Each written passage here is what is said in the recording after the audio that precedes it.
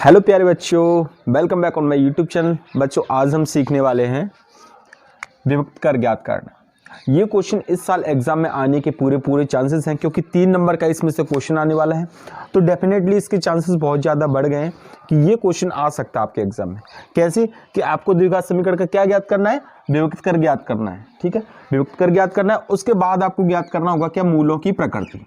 अब इस दोनों के बारे में हम थोड़ा सा समझ लेते हैं, उसके बाद क्वेश्चन को कैसे सॉल्व करते हैं वो आपको समझाते हैं। बहुत ही आसान तरीका है इसको सॉल्व करने का।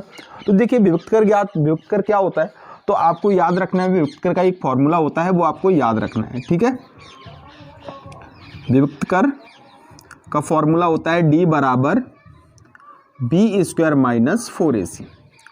ठीक है, ये फॉर्मूला आपको याद करना है। अब d बराबर क्या है, बी स्क्वायर माइनस 4ac। इसका मतलब क्या है, आपको ए बी सी की वैल्यू फाइंड करनी पड़ेगी। पहला काम ये है, आपको ये पहला रूल आपको याद रखना है। ठीक है, इसके बाद इसमें आगे क्या है, मूलों की प्रकृति। अब मूलों की प्रकृति का मतलब क्या है, देखो मूलों की प्रकृति बहुत इंपॉर्टेंट है। ये यहां से ओटी भी आएगी, मूलों की प्रकृति। अब देखो मूलों की प्रकृति को समझ। मूलों की प्रकृति का मतलब ये है कि जो d का मान निकलेगा इसमें, यानी विभक्त कर का जो मान निकलेगा वो कैसा होगा, एक वास्तविक संख्या होगा या फिर अवास्तविक संख्या होगा। अब वास्तविक का मतलब क्या होता है, वास्तविक संख्या वो होती है, आप ये मान के चलो कोई परिमेय संख्या होनी चाहिए। अवास्तविक संख्या कौन सी, जिससे रूट के अंदर अगर माइनस आ गया तो समझ लो वो संख्या कौन सी है, अवास्तविक संख्या है। समझ में आ गया आपको। ठीक है, तो आपको क्या करना है, यहाँ पे आपको ये ध्यान देना है कि जो d का मान है वो कैसा आ रहा है। अब देखिए d का मान देख सकते हैं, d का मान क्या आ सकता है, इसकी कौन सी कंडीशन है, अगर इसमें हम मान निकालेंगे तो मान कैसा आएगा, या तो प्लस का आएगा, ऐसा ही हो सकता है, या फिर किसका आएगा, माइनस का आएगा। दो काम हो सकते हैं। तो हम लिखेंगे यहाँ पे, अगर यदि d ग्रेटर देन 0, यानी d का मान 0 से बड़ा हो, d का मान किससे बड़ा हो, 0 से बड़ा हो, d ग्रेटर देन 0, तो क्या होगा, तो हम बोलेंगे मूल कैसे होंगे, वास्तविक होंगे। याद रखना, मूल कैसे होंगे, वास्तविक होंगे। इस बात को याद रख लेना आप, ये पहला पॉइंट आपको याद रखना है। अगर d की वैल्यू 0 से बड़ी हो, यानी कि प्लस में हो, आप याद रखो किस में हो, प्लस में हो, तो आप समझ लीजिए कि मूल कैसे होंगे, वास्तविक होंगे, यानी ज्ञात करने योग्य हो। ठीक है, सेकंड कंडीशन आपको याद रखनी है, ध्यान से इसको देखने जाना। यदि d की वैल्यू 0 भी तो आ सकती है, तो d की वैल्यू अगर 0 ही, यानी इसका मान निकालें और आंसर क्या आ जाए 0, तो हम बोलेंगे, तो क्या होंगे इसमें हम बोलेंगे मूल कैसे होंगे, फिर मूल समान होंगे, समान व वास्तविक होंगे। ये कंडीशन आपको याद करते जाना है, समान व वास्तविक होंगे।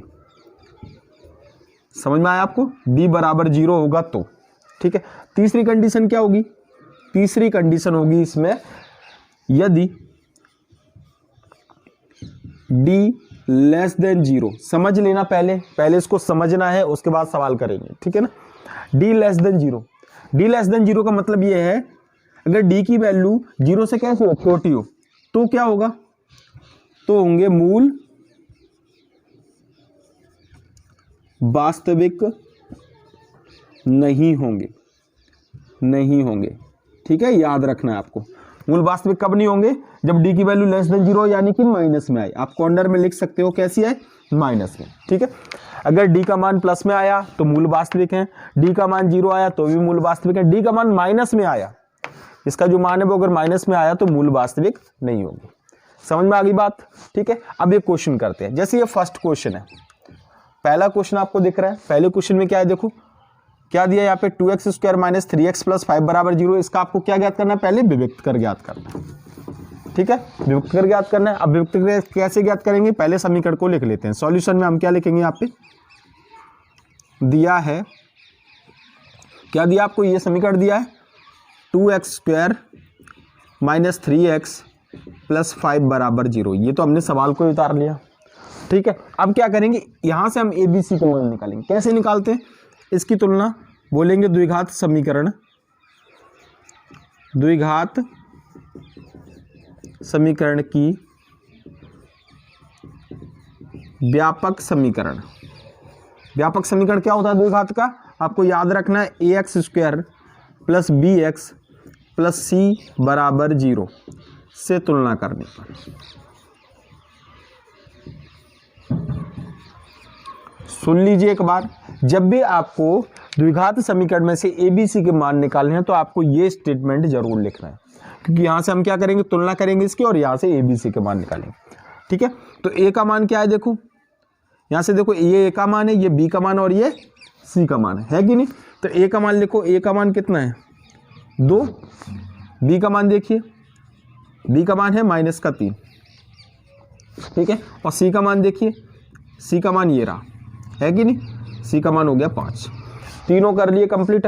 अब आपको विभक्त कर ज्ञात करना है, तो बस आपको क्या करना है, यहाँ पे फॉर्मूला लिख देना है। फॉर्मूला लिखते हैं D बराबर B² माइनस का 4AC रख देंगे इसको।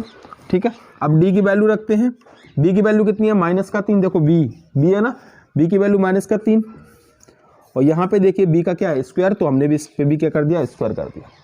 क्लियर, यहाँ पे माइनस है तो माइनस, यहाँ पे 4 है तो हमने क्या लिखा 4 लिख दिया, इनटू लगाया, A की वैल्यू देखो कितनी है 2, तो हमने 2 लिख दिया, इनटू लगाइए, यहाँ पे इनटू लगा दिया, और ये किसकी वैल्यू है C की, यानी कि हमने लिख दिया 5, लिख दिया। ABC का मान रखा है सिर्फ यहाँ पे। अब इसको सॉल्व करिए, देखो यहाँ पे 3 का स्क्वायर कितना हो जाएगा 9, और आपको पता है माइनस हो या प्लस, प्लस का ही आता है हमेशा स्क्वायर के अंदर, चाहे माइनस हो चाहे प्लस, हमेशा किसका आएगा, प्लस का। तो ये 9 आ गया, माइनस यहाँ पे देखो 4 दूनी 8, 4 दूनी 8 और 8 पर 40, तो कितना आ गया यहाँ पे 40।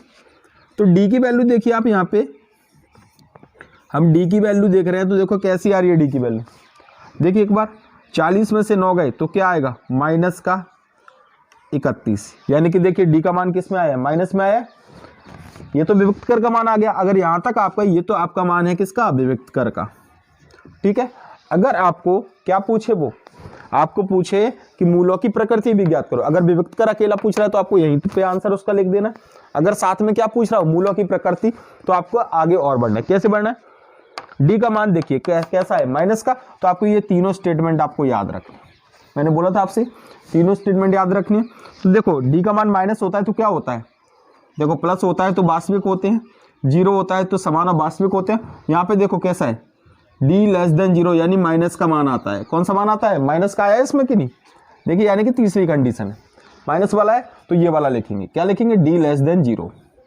ठीक है, तो यहाँ पे लिखेंगे, यहाँ D<0, अतः D<0 का मतलब ये है कि D का जो मान है, विभक्त का मान है, वो 0 से कैसा है, छोटा है।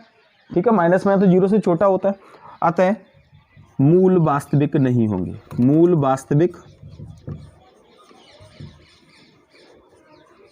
नहीं होंगे।